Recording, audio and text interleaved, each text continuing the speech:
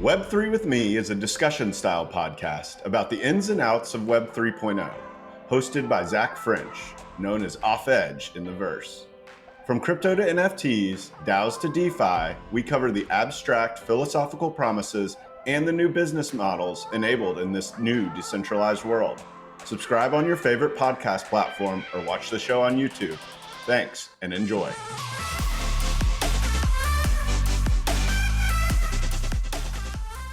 Zach French is a bar-certified attorney, and nothing expressed by Zach during Web3 with Me shall be considered legal advice. All the opinions expressed by Zach and his guests are solely their own opinions.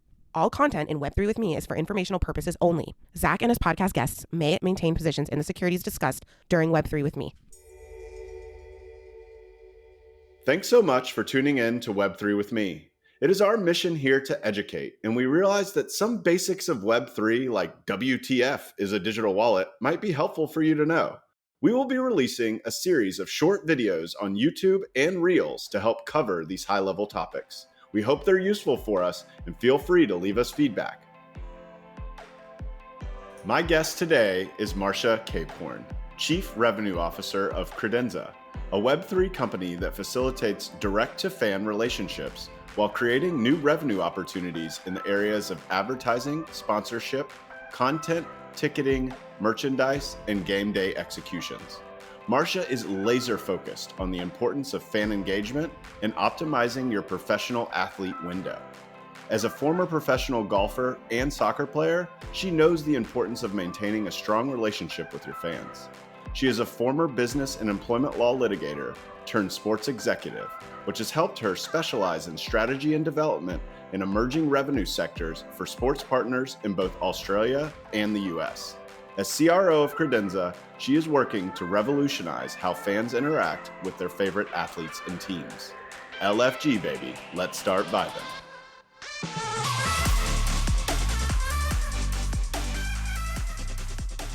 Welcome to the show, Marcia. Oh, thanks. Thanks for having me, Zach. Yeah, I'm super excited for this conversation. I appreciate Brian for recommending you come on, and it sounds like you're working on some awesome stuff that I think the audience will really enjoy. So I always start these episodes with the same opening question because I want them to get to know who you are. I call it your founding story. So I'm really looking for things that are, what makes Marcia Marcia, why you are the person you are today. That can be Web3 related, but it can also be a little bit more your backstory. So feel free to start wherever you want. I think in a word, I'm kind of an oblivious athlete, and it's funny now I'm in sport, but I really, coming up, Title IX had just kind of passed. So my parents were oblivious to the fact that, this could be a tool to go to college, and there was no pro tours. And so I really got to play probably in the last generation of athletes that kind of just didn't look up. We just played to play, and kind of, I just so happened as I was graduating school, I got to go pro in the first women's soccer league. But unfortunately, like 2 weeks in, I left school early. So I left Stanford early. I'd played soccer and golf at Stanford, left early, and was sitting in preseason. And they're like, okay, we're going to fold the league if you guys don't make some concessions.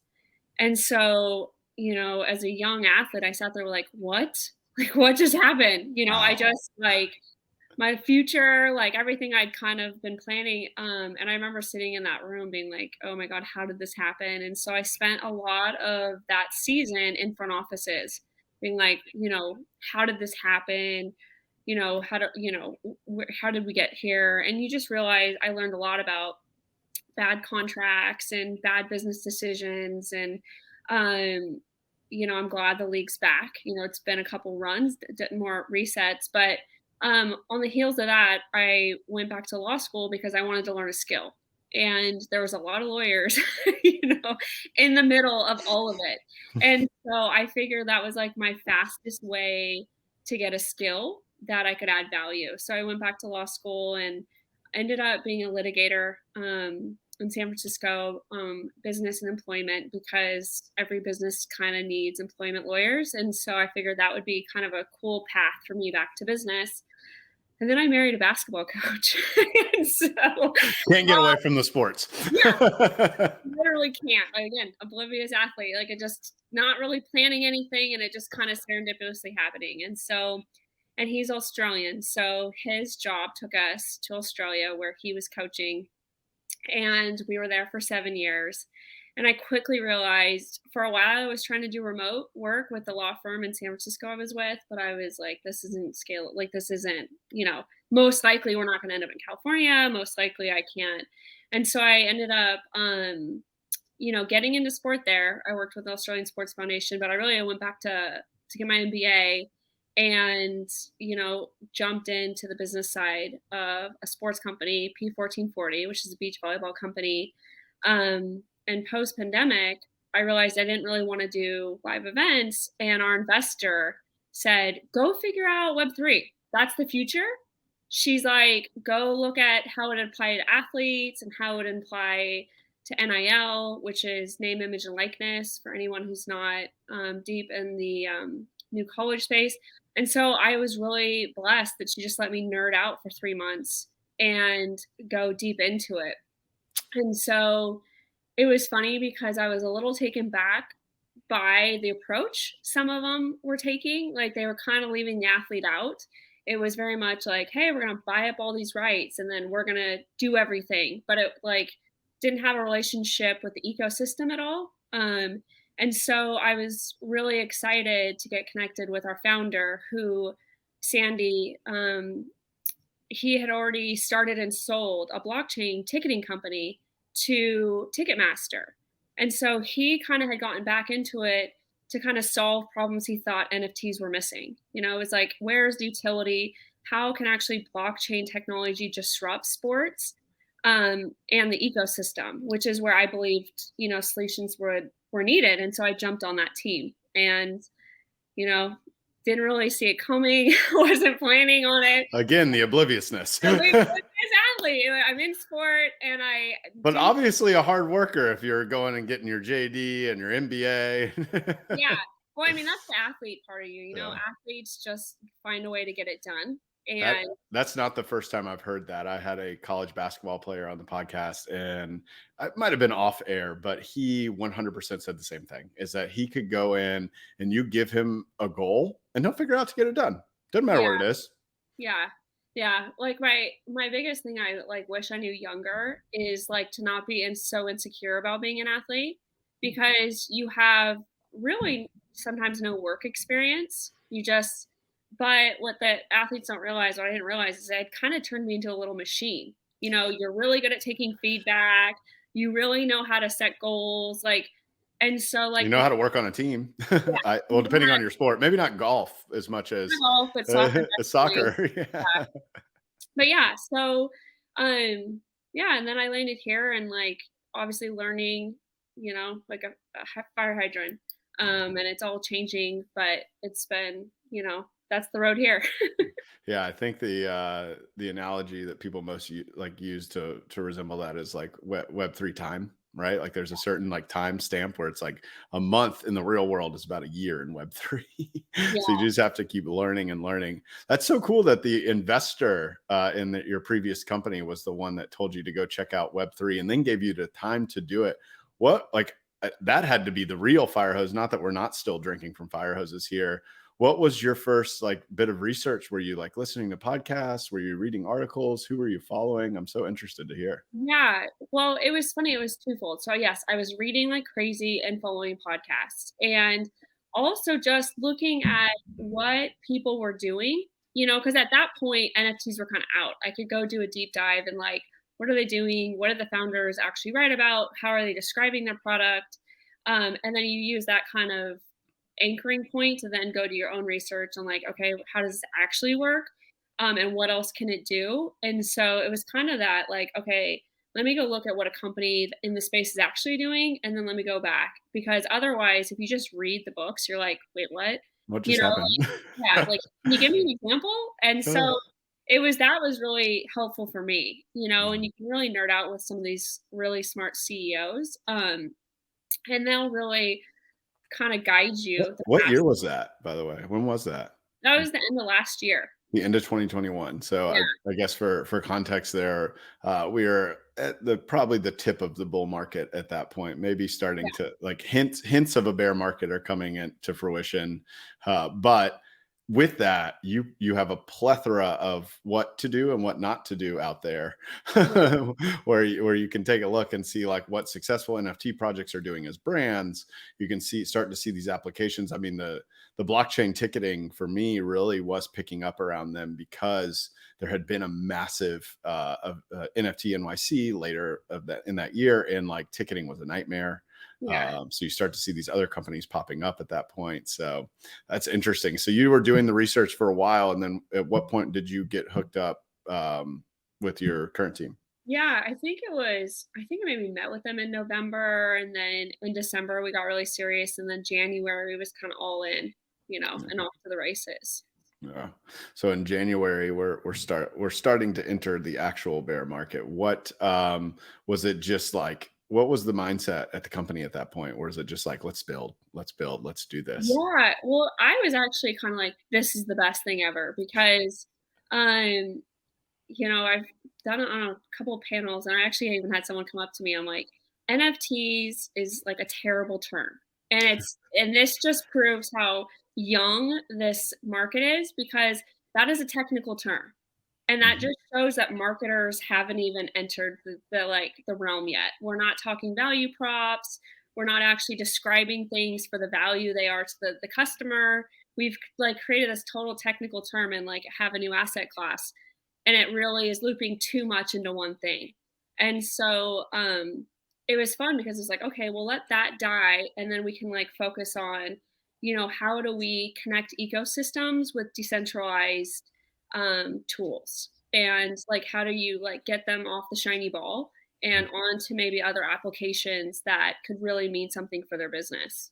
Yeah, that is a good way of putting the speculative nature of what NFTs became a use case for, right?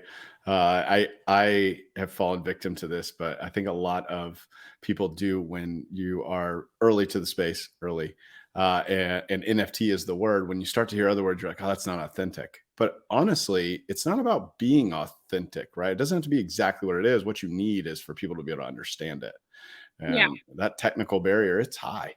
yeah, Yeah, yeah. it's Well, and especially when you know, you talk to people and they're like, "Oh, it's all buzzwords." And they're like, "Oh, smart contract is a buzzword." I'm like, "No, that's not actually a buzzword. That's like a technical term." And you realize people are just talking over these people's heads, especially when you go into like the athlete state. They don't have a technical background. They don't even have business backgrounds, and they're super insecure about all of that. It's kind of like, you just have to slow down and instead of talking and like, I don't even want them to know they're on the blockchain. It's kind of like, this is how I'm going to make your life better. This is how I'm going to make you, get paid. This is how you're going to have royalties. This is how your life's better than where you are today. And if I can do that, then I feel like I've really embraced Web3. Like, yeah.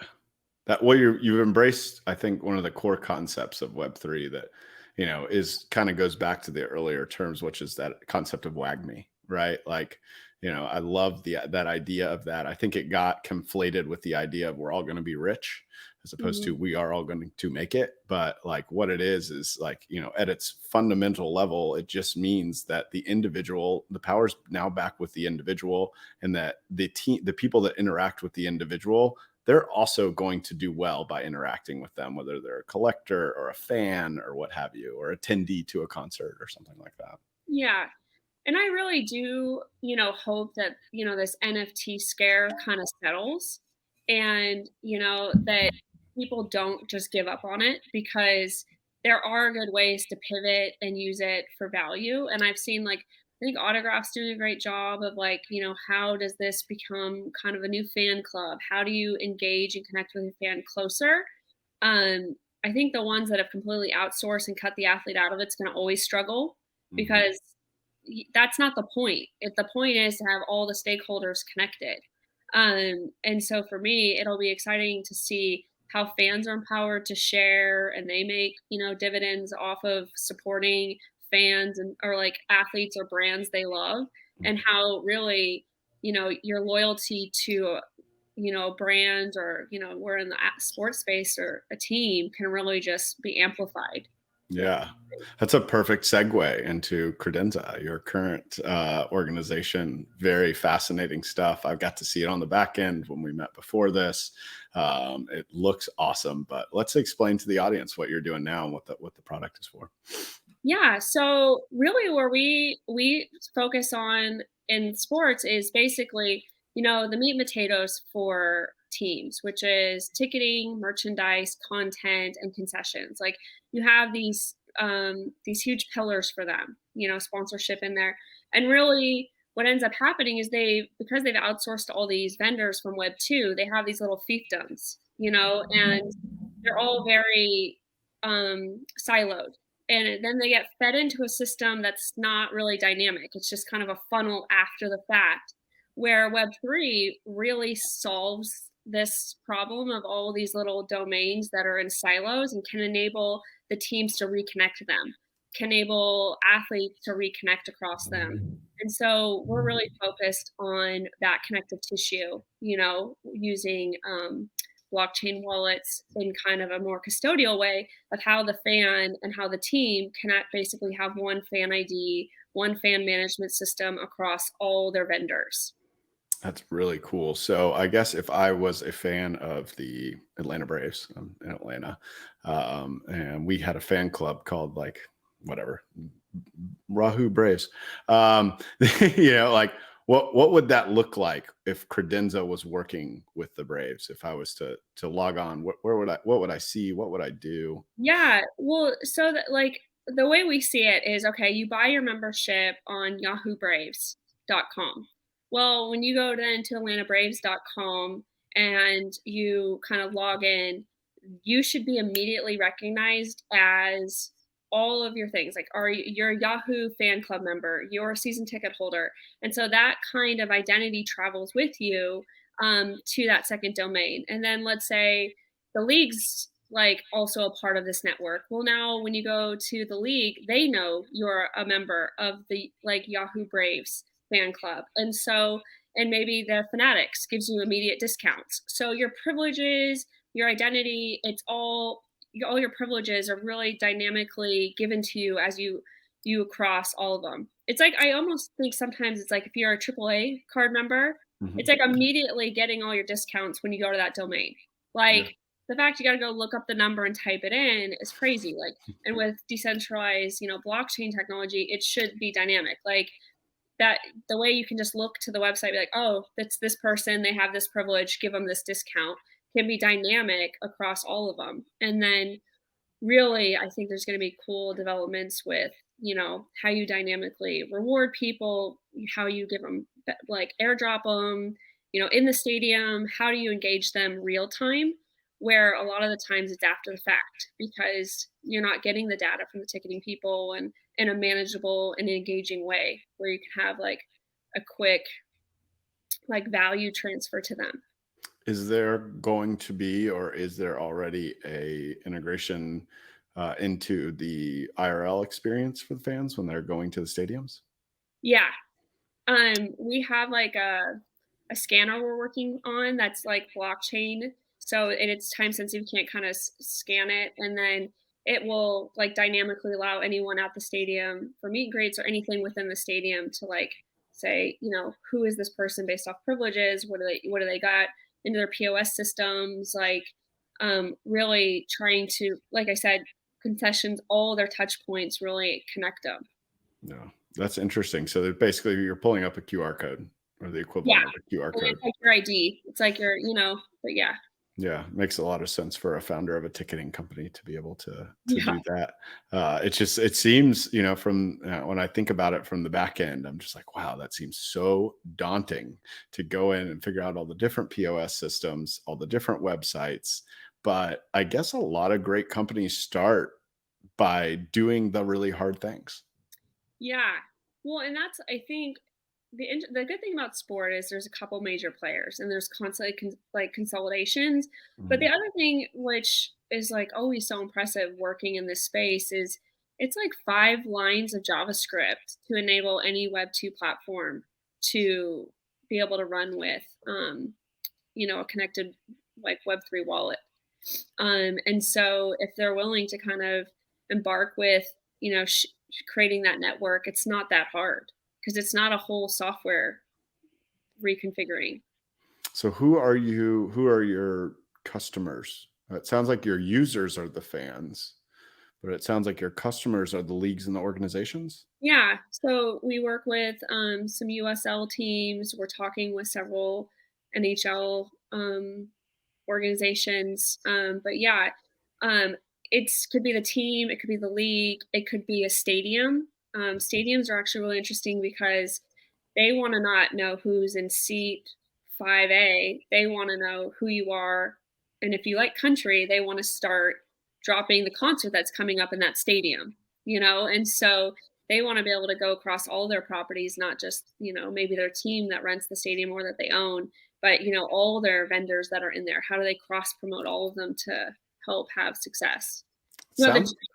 The Go dream ahead. is like all the Atlanta teams kind of come together, and from like hockey to basketball to baseball, like all those fans, you could really share that experience across all of them. Oh, we don't talk about hockey here. Our team moved to Winnipeg. It was so Oh my sad. God, Yeah. devastating. I love No, I was just joking, but like it was the Thrashers were here, 11 seasons, no playoff wins. So they got taken to a place where they do some winning. But yeah, no, I totally get what you're saying, and it's interesting. It really just sounds like a way to tighten the feedback loop with Yeah, with yeah, your fans. Is like, hey, I didn't control any of this before. Down to the athlete level, definitely not, and at the organizational level, maybe a little bit, right? But what you're doing, what Credenza is doing, is you're saying, hey, we're going to give you a direct line to your fans because we can connect all this through one thing, the yeah, digital wallet, right? yeah. And once you have the digital wallet, then we're good. What is the, I guess, one of the things that I try to tackle being a Web3 educator is education, to sound punny, but more importantly, how do I get people to understand how to participate? It's, I made a video of this and it will come out at some point. It's like, oh, I'm trying to create these 1-minute videos to help people understand it super simply, but like, this is not simple. Go connect your bank account to a centralized exchange like Coinbase, then create a wallet that's appropriate to the cryptocurrency or blockchain that you bought that cryptocurrency is for. Then you got to transfer it there. Then you got to connect that wallet to another website. So how are you guys kind of simplifying that? How are you tackling, like, I guess, the onboarding for fans? Okay, so to onboard to our wallet, you basically verify your email or your phone number through a link, and you're logged in. And we Oh, have blockchain. I love it. Yeah. That was step one. And then we take fiat. And obviously we've built in the systems where you can connect with your MetaMask, and we can allow you, based on how savvy you are, to opt up. But if you want to just literally use a credit card, if a team wants to have like stored value, kind of like a Starbucks card that you want to like add $50 to it, because that saves the team all this, credit card charges, they can do that. And then you can do these microtransactions. So it's like, for us, it's like, how do you move them slowly? So they're used to fiat. They're used to like, charging up their card and spending it across the domains. So how do we take them from there and then be like, oh, and then now if you use crypto in like, God, who knows when, now you can do microtransactions for pennies, And so there eventually will be enough upside where the brands are like, we really want them to use crypto because it's so cheap, but the fans aren't there yet. So we are kind of focused on step one is like, let's get them on blockchain with like one click. Mm-hmm. That's great. That's awesome. I mean, I'm trying to think. I'd love to hear your onboarding story for if you've like when you purchased NFTs or crypto or whatever. But like mine was like, I went to Nifty Gateway and I put it on my credit card. Yeah. And I was good to go. I think I signed in with Google maybe at the point Yeah. or something. No, on Top Shots I signed in with Google, but the same idea, right? It was like 1 or 2 clicks. I'm used to connecting my credit card to websites. Like that's not unheard of. And so then I was able to spend on my credit card, and I didn't even know what ETH really was, other than it was the cryptocurrency at that point. But then 2 or 3 months in, then OpenSea became a thing, and then I had to find out what it was. But it's interesting. It kind of goes back to a model I heard earlier in another podcast I was listening to. They were talking about how everybody's trying to onboard people into crypto by getting them to buy crypto or NFTs or something like that. Meanwhile, if you just give them something for free that may at some point be exchanged or used with crypto or NFTs, you got a lot higher. It's a longer term game that you're playing, but you got a lot higher probability of more people onboarding. Yeah. Well, and also, if you also focus on, not the traditional collectible NFT, but using smart contracts to create membership or loyalty programs, which is what I think I showed you. And so now they're actually incentivized to actually log in and do transactions and actions. And, they don't even realize they're, getting all this stuff ledgered on the blockchain, but it's high value for the team. Like you said, you're kind of training them without them knowing that, oh, NFT crypto. And I think that's been a huge, again, it's like, what does the fan want versus what you want? And I Yeah. don't think they've been like in the customer shoe. They're like, well, I want this, so do what I say. A little bit too much. That's funny. That's funny. I want to ask, going back to when you were recommended Web3 and you dove in, were you playing Oblivious Marcia at that point, or was there like something you read or heard or otherwise that just kind of clicked and you were just No, like, this is it it? was it was Oblivion for Marcia. I was like, she's like one of the smartest people I know. And so I'm like, if she's saying this is the future, like Yeah. I better like pay attention. There's few people, you're just like, okay, she's across all of it. Like she's saying it, like, here we go. Like I'm all in. Yeah. Um, and so yeah, I was just really, really lucky. Yeah.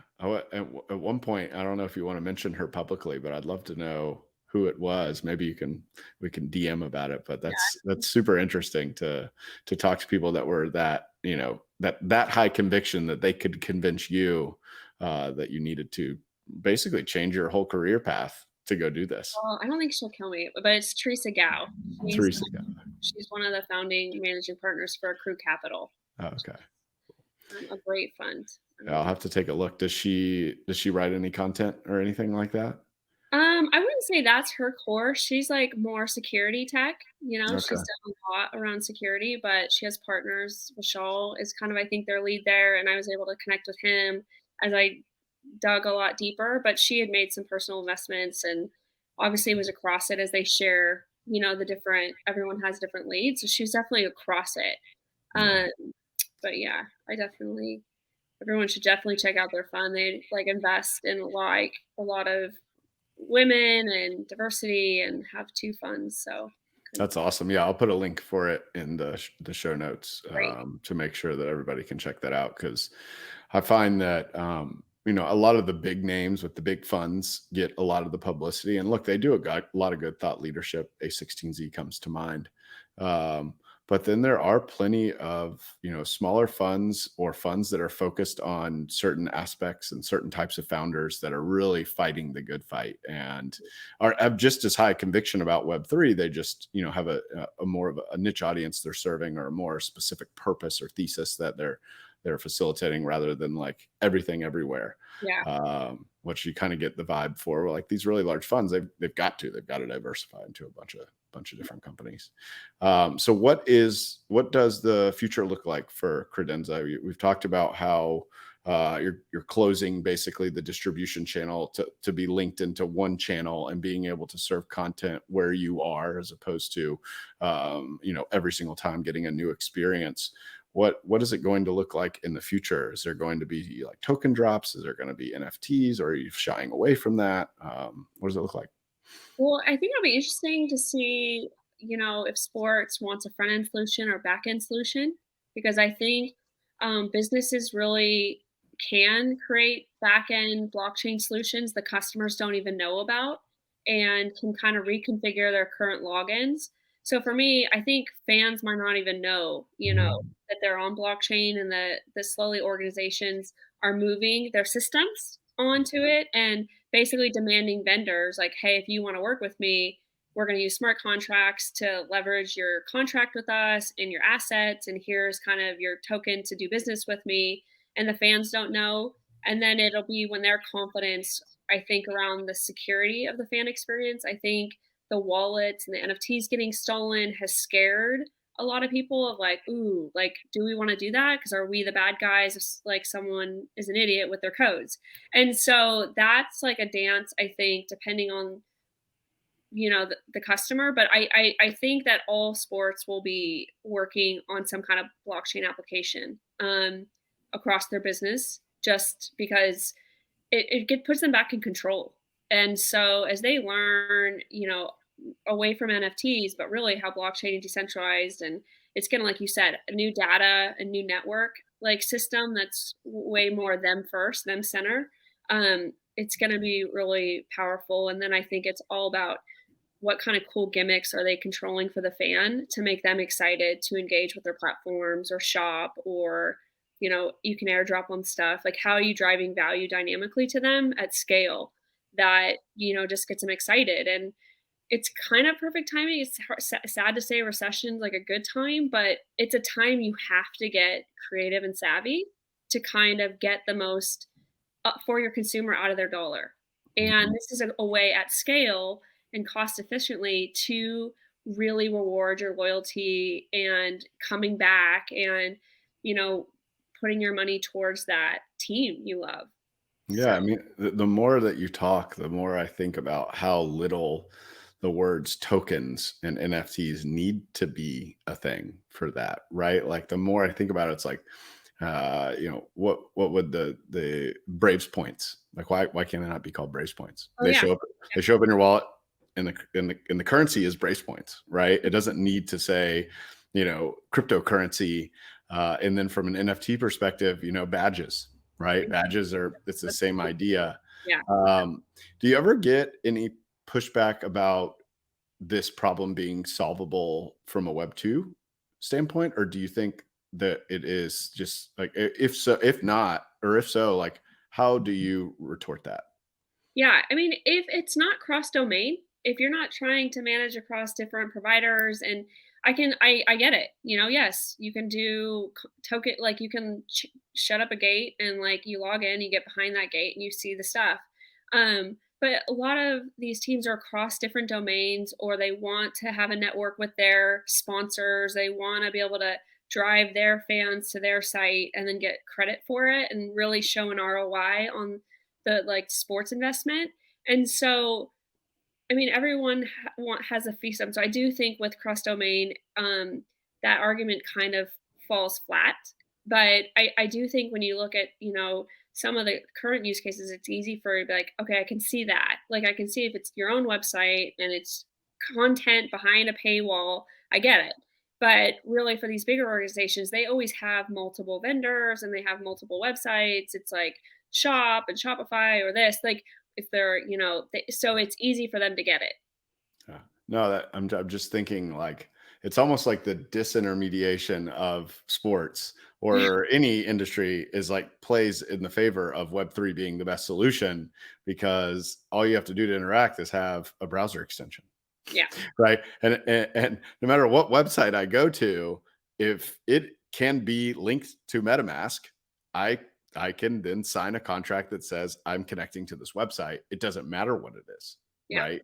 It could be sports, it could be NFTs, it could be whatever. It could be my podcast, Yeah. right? If I needed it for something like that. But that's interesting. So it's kind of like if you look at the industry from the fact that like there is so much different stuff going on, but the core base is like this strong fan base, like these fans, right, that are all about the same thing, and all these websites are catering to these same fans, and you found a way to link the individual to all these different ecosystems as opposed to the ecosystems to each other, right? Because you don't really have to, right? Like if the transaction goes in the wallet, then you can do what you need to do on the back end to make sure that a transaction at mlb.com is the same as a transaction at atlantabraves.com.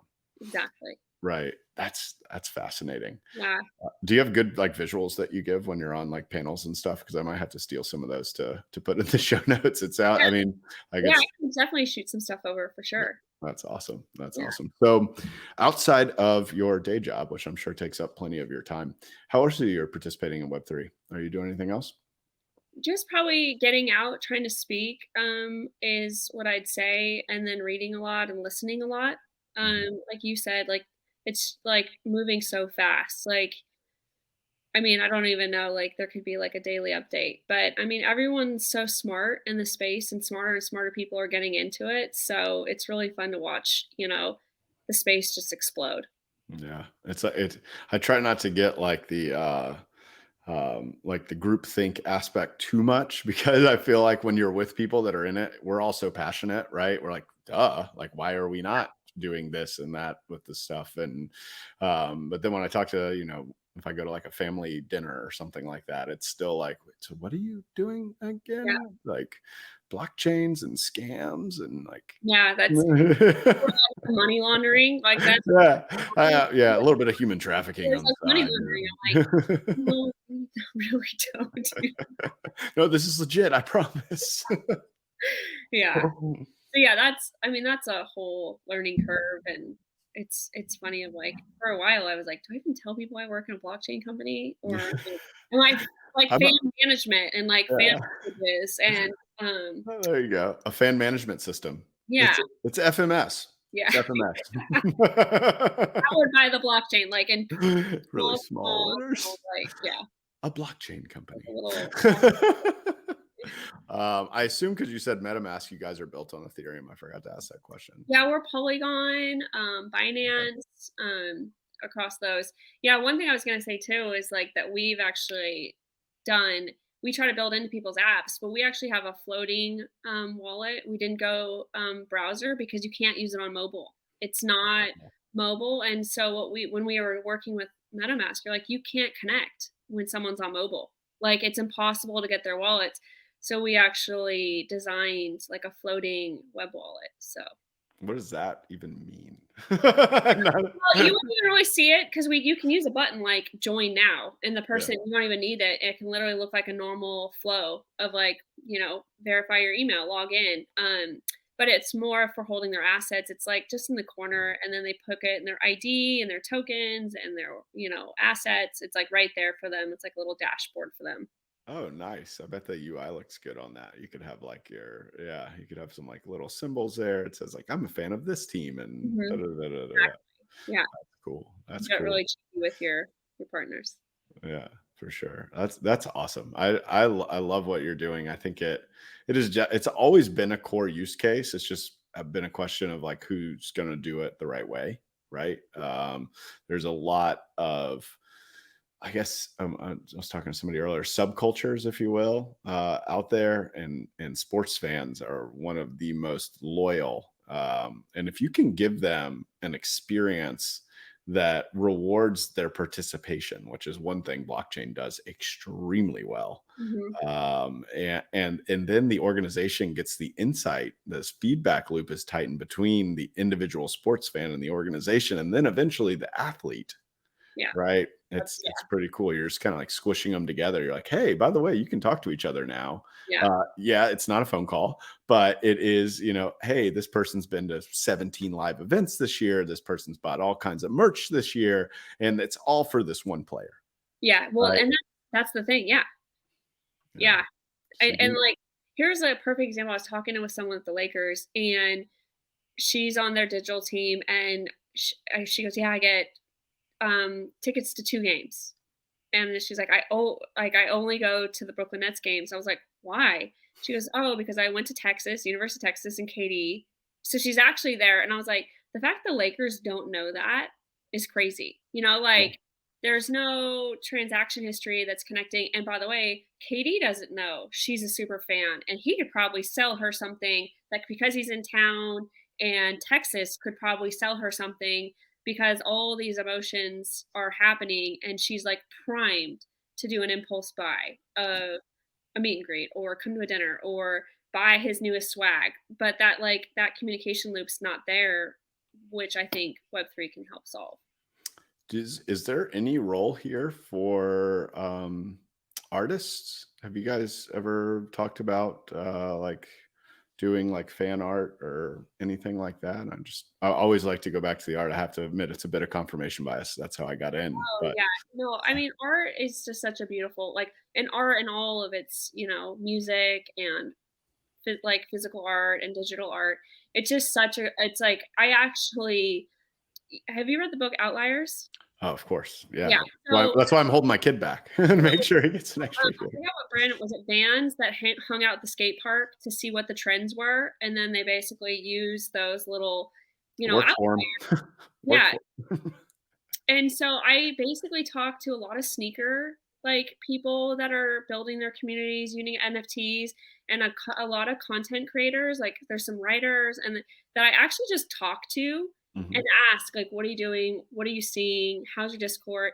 And I'm using a lot of those feedback loops to help me for like mainstream because That's they smart. are so much savvier at marketing and understanding their community than like a large institution. Mhm. And so I would say the artists, the little niche communities, I'm so excited about. And what I'm really excited about them is like one of the guys I spoke with was like, my dream is like, he has a network of like 5 little communities where they're all in the same wallet and they can create and share an NFT or some kind of like contract with another community that lets them all have a perk and they can kind of share like communities dynamically in an instant. And like he's like, that's really where I think it's going is, there's like way more value in being a part of something, both for the owners of that community, but the members of that community as well. Yeah, it's like the ability to go cross ecosystem to things that may be seemingly unrelated, Yeah. right? And have that I believe the term of art these days is token gated commerce, Yeah. right? Yeah. Where if you happen to hold this token, it could have been free, right? It could have been a proof of attendance at a Braves game. You're actually really interested in baseball cleats.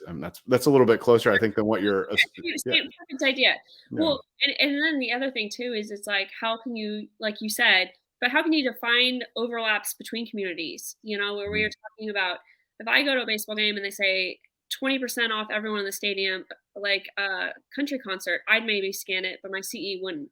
But if it was like Foo Fighters, he's like scanning it, and all immediately they know overlaps of demographics and like can start using that data to market into them and for sponsorships or cross sales, like all of it is Or like co-branding, or like coaching, all of it. a Braves Foo Fighters Yeah. T-shirt, Yeah. right? Hell yeah! Yeah. It's the A, but somehow it's affiliated with Foo Fighters. Yeah. I love that idea. I think that collaborations are something that I've followed from the periphery for a long time. I have like StockX and Goat and like all these things, and I don't really buy this stuff on there necessarily, but I'm just looking and seeing what people buy, right? And Yeah. just seeing what the market looks like and like what it's amazing. I mean, there's like it's pretty much like a stock market, right? Like it's an asset market. I mean, these are assets, and now it's just tradable. And you have these people that are professionals. I was at a family thing. It was just the Jewish holidays, and I was talking to a friend of ours who's I think he's like 14, 15 years old, and their whole crew signs on to this one website. I think it's called like Mass Drop or something. And they all get on there and they all buy these sneakers and then they all resell them. And it's like, man, Huge. when I was in high school and like, God, I'm 36, I'm not that old, but it would make me feel old. Like it was like what, like a lemonade stand or like, like, Not like sophisticated. Yeah. I will say there's probably been people on like eBay for a long time. I yes. think that like, that was like the first platform But where would you have ever thought a teenager would be on eBay? no, I mean, other than like the exceptions, yeah. like this is just like a group of like, I mean, they're pretty smart guys, but like they're not like, geniuses, I would say. Yeah. Like maybe not, maybe so, but like to just make it so easy for them to trade this asset and buy this asset and play the game and honestly be better at it than Yeah. some of the people that have been doing it forever because those people may not understand how to use these digital platforms in the same way. Yeah.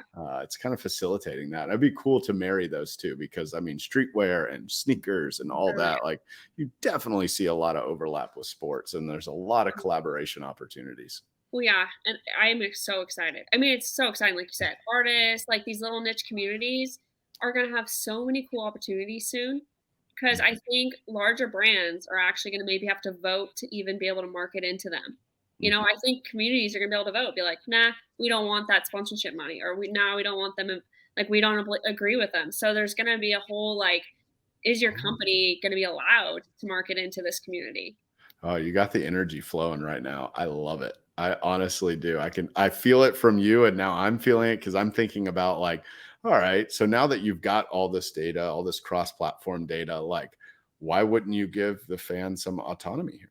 Hmm. Right. And the fan can now go in and they can say, hey, next month we're doing our standard once a month, collaboration. Would you rather see Adidas, Nike, Russell? I don't, Yeah. Champion, I think has made a big comeback for some reason. Uh, and so like, I love Champion and 90% of the people here, or even on a micro level, they could have different ones. Yeah. Someone could have an Adidas, someone could have a Champion. It could be based on speculation, which people hate to talk about, but a lot of the decisions we make are based on Yeah. that. Yeah. I love that. I love that. Yeah, that was a fun riff. I'll definitely look back on this footage, and I'll be excited to see where you are in a few months and in a few years, because it seems like the general use case for what first came out was like athlete creates NFT, fans buy NFT, speculators buy NFT, sell it up. Now it's like, how do we actually cater to the fan? And like, it seems like your team at Credenza is doing a great job of that. So I'll be following along. You have a fan in the Web3 with me host, whatever that's Awesome. Thank you. The biggest athlete is just walking around trying to figure it out. As long as I'm curious, I'll be dead late. I love it. I love it. So I typically close out with two closing questions. The first one is, how do you describe Web3? Well, to me, like the heart of it is how you use blockchain to disrupt. Because it is NFTs, it is crypto, it is the metaverse, it is cross domain. But really, the heart of it is smart contracts. But the heart of it, it's how blockchains, now part of this new internet. All right. So my final closing question is obviously forward looking. I've asked a few forward looking questions, so hopefully I didn't exhaust the answer yet. But where do you see yourself and Web3 as an industry in the next 6 to 12 months? And then where do you see yourself in Web3 in the next 5 to 10 years? And feel free to be as crazy as you want with the long-term prediction. The crazier, the better. Yeah. So I would say in the short term, it'll be about implementation of some of this technology. Hopefully in 6 months, being like, look what we did, look how much better the business is, and really like, being like in the weeds and rolling my sleeves up and learning a lot is like the short term, which is exciting because it's going live.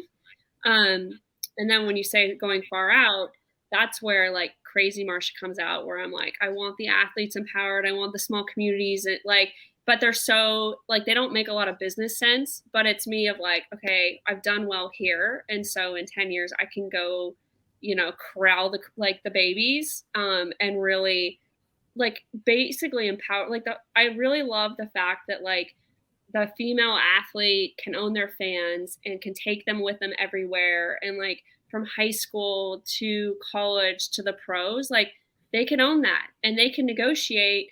Like anytime someone buys my jersey, I get to know that fan data. Like for me, it's crazy. These platforms have basically said, sorry, athletes, you're out. So for me, going and disrupting that space, I would love to just really get there and then like connect these communities, connect these athlete groups, these creatives. I really do think that's the future. I think athletes will be broadcasting more, creating more, really having a bigger impact around sport in a meaningful way. And so Web3 will be a good tool for them. Yeah, that's interesting. I guess from the perspective of an athlete, a D1 athlete, and someone who went pro, what would that mean for you if the visual is the organization is the support, but really there's two blocks here that are being connected by that organization, which is the athlete and the fan? Does that make your day-to-day, like, how does it change it? Does it make you happier? Does it make like, does it seem like more work? Like how are you incentivized to, I guess, to want that direct connection? Well, I think you want it because it's not until you retire that you realize like now you've lost your platform. You're not on TV, you're not in the spotlight. They were leveraging you and kind of exploiting you while you're in the spotlight, and then you leave and like you're in the shadows. You don't have any emails. You don't have a database. You're at double ground zero, and to even on these social platforms be heard, you're very filtered. You're at their whim of, are you producing content in a way they like? And really, that doesn't foster an athlete. Like sitting and producing stories all day, that's not sustainable for an athlete. Versus if they actually have an authentic relationship with their fan, once a week, I'm going to give you my update. Post-game talks, I'm going to give you my updates. That's more authentic, and that's what they should be doing. They shouldn't be a slave to a platform that's making money off their content. They should be able to do what they want for their fans in a way that's meaningful for their fans and them, because that's actually sustainable. I love that. And a great way to close too, because I see that as the most powerful thing. I mean, you are a machine when you are an athlete. You are coming from my high school sports experience, you are a machine when you are an athlete, and you are just going and you're trying to do better every day. And it almost seems like it would just be like a big sigh of relief to start to have real, authentic relationships with the people that come out and cheer you on day in and day out. And another great point in the fact that after you retire, you still have fans, right? Yeah. They don't go anywhere. You just don't have the organizational support. So how do you continue that relationship? And I'm sure Credenza hopefully will be able to figure that out as well. Yeah. So. I mean, if I'm involved, for sure. Let's go. I love it. Let's go. I love it. I love it. Well, thank you so much for coming on, Marcia. I really enjoyed the conversation, and I look forward to keeping in touch with you and building this relationship over time. Oh, for sure. You're working on awesome stuff. All right. Thanks, Zach, so much. I really appreciate it. Thanks for tuning in to Web3 with me. If you enjoyed the show and want to help us grow, please hit the subscribe button on YouTube or leave us a review on Apple Podcasts or Spotify. If you want to connect with me personally, you can find me on Twitter @Zach_French_.